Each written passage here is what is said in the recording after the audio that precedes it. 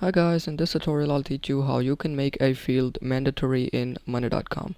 It is very simple to do so, but before we get into it, let me tell you why people mandate their fields. So for example, if you have a form and your leads or your clients are filling up that form and they're missing some valuable information, like they're skipping their email or they're skipping their phone numbers that you really need, that is not going to work. You need your clients to enter their email and they just simply skip it and they submit the form. So you want your clients to submit their email. So what you have to do is you have to make email field as mandatory, so your client cannot submit the form unless they enter their email. It's very simple to do so. All you have to do is you have to open the board in which you want to add the form, then open the form, and here go to edit form, and here you have to make that field mandatory, or all of the fields mandatory that you want to your clients to not skip.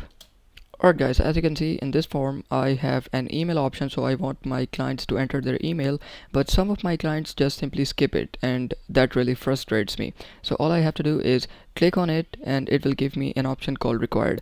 I have to check this and a star will appear here.